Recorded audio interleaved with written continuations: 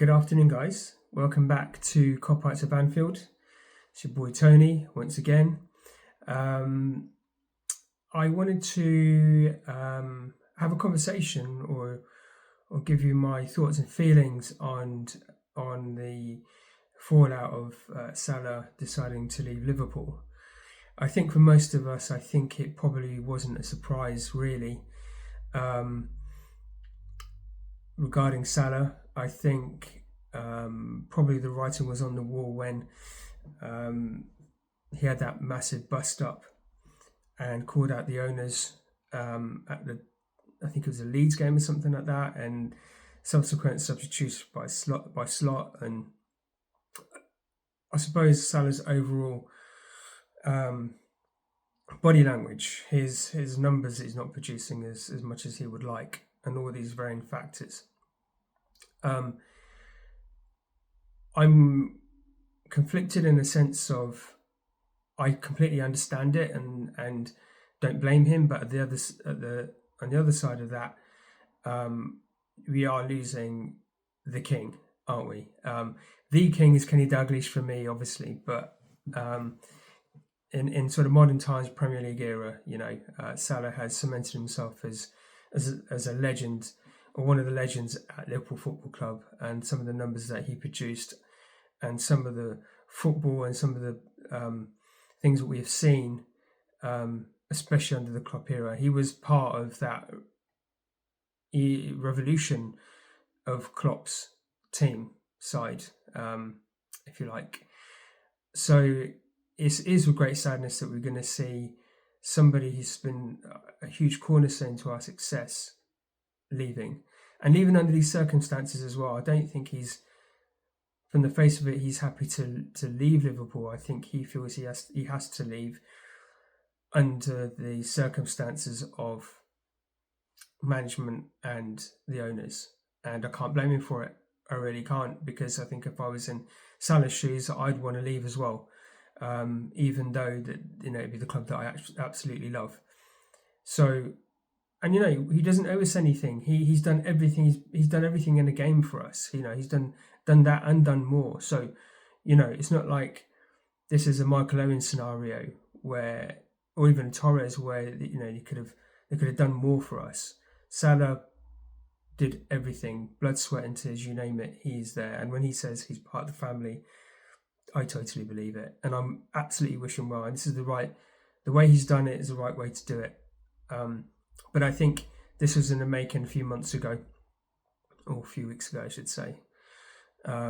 He was happy to see out his contract, I feel, but at the end of the day, the way that the results have happened, the way that Slot's, behaved towards him and the club, I think that he's had enough, and I don't blame him for it. So I personally wish him well. But I hope this is a catalyst to get Slot gone, and anybody else that is part of that Slot entourage, let's say Richard Hughes, for example, if they've got to go, let them go.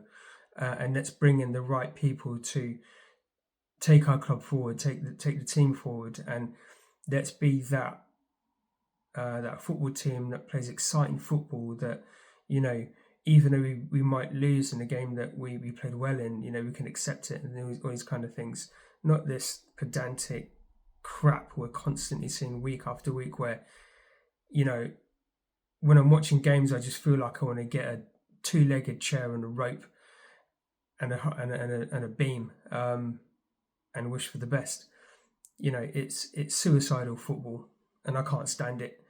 I think most of us can't stand it, and there's a growing hatred, I think, around Slot, which shouldn't really be like hatred, but it's certainly for the fans that they can't stand the guy anymore. I mean, I can understand why. I'm part of that setup, if you like. But I'm not surprised. I'm not surprised about this whole scenario where we are now. All of a sudden, I think we're linked to this player, to that player, this manager, and whatnot. It's the world that we kind of live in. But I've been listening and watching a lot of Dunk's videos. and I would put my house on a lot of things that he says. So I'm hoping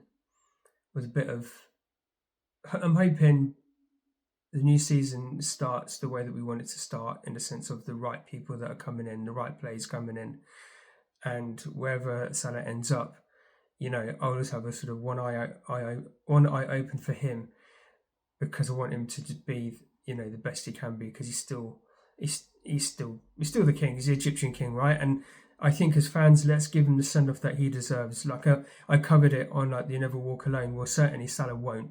And I think as a fan base, we've got to show him the love. We've got to show him the support.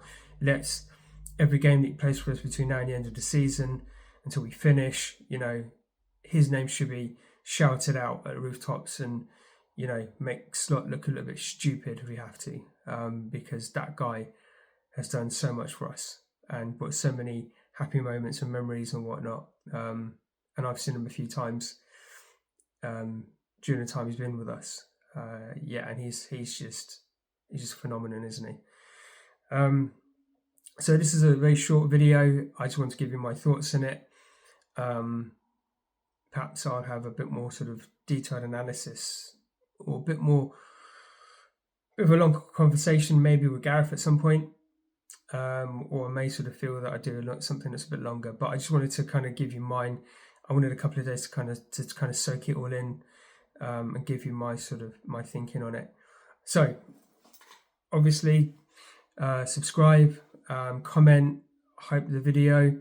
I'll have this on my sort of own channel, which I'll put out, but it is in collaboration with Cop-Outs of Anfield. This is where you're going to see it. And yeah, like your comments as well, like your, be good to see what you guys think and feel. And if you guys want to jump on a call with me as well, yeah, please do. I'd love to get the attraction going and get our community growing as we're trying to do here.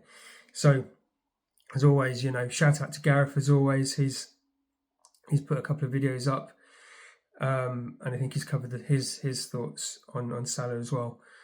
There may be a few jerseys, I think, with his name being printed on it in the new season. I may be one of them. We'll see. But listen, obviously, take care of yourselves, look after each other, and as always, you never walk alone.